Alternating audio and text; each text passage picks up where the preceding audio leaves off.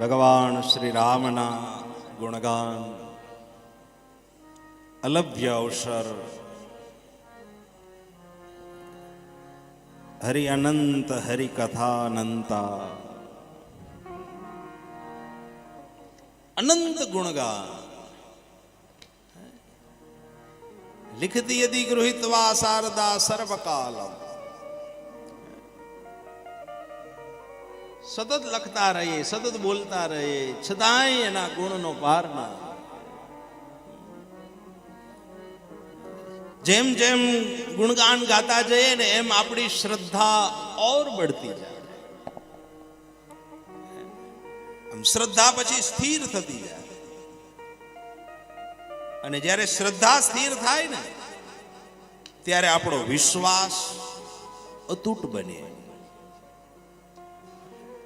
અને જેનો વિશ્વાસ અતૂટ બની ગયો, એકવાર એના ચરણમાં આપણો પૂર્ણ વિશ્વાસ થઈ ગયો, પછી આપણા જીવનના એક ભી કામ અટકતા નથી, કારણ કે એના ચરણમાં આપણો પૂરો વિશ્વાસ છે.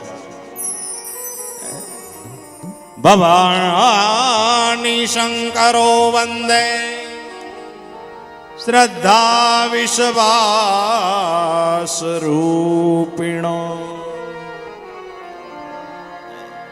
કાલે આપણે જોયું ને શિવ વિવાહનું, શ્રદ્ધા અને વિશ્વાસના લગ્ન થયા, શ્રદ્ધા અને વિશ્વાસનું મિલન થયું.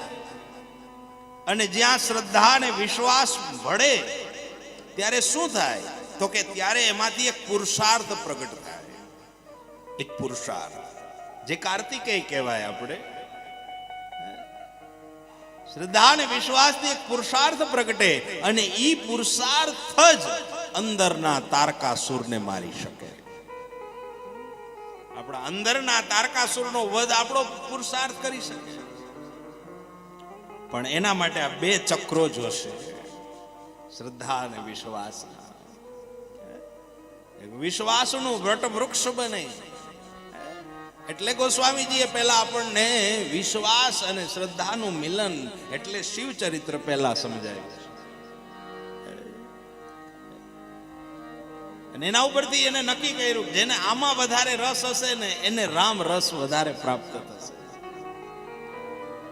એટલે પહેલા એ ચરિત્ર કહ્યું કે શ્રદ્ધા મજબૂત થાય, વિશ્વાસ મજબૂત થાય, અને વિશ્વાસ અને શ્રદ્ધા જો મજબૂત થઈ ગઈ એટલે પુરુષાર્થ એની મેળે પ્રગટ થશે.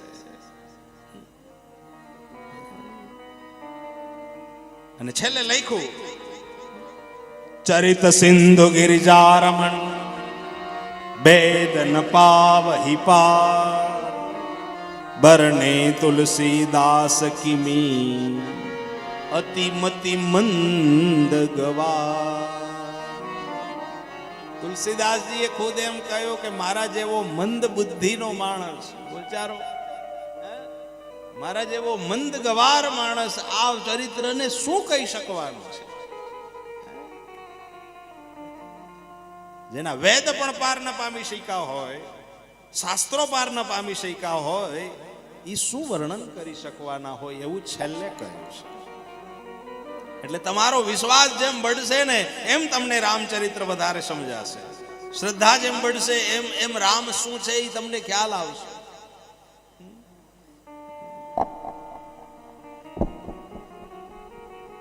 ખાલી કહી દેવાથી, જોવાથી પ્રગટ નથી થતું એ અસ્તિત્વ. એ અસ્તિત્વને હંમેશા વિશ્વાસથી જોવું પડે. એ અસ્તિત્વને હંમેશા શ્રદ્ધાથી જોવું પડે.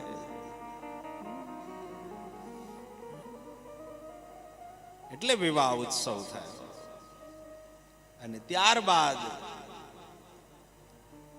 લગ્ન થયા પછી પાર્વતીજી ઉમા શિવજી પાસે આવી અને પ્રાર્થના કરે છે, મહારાજ ગયા જન્મનું કાર્ય હવે તો પૂર્ણ કરો.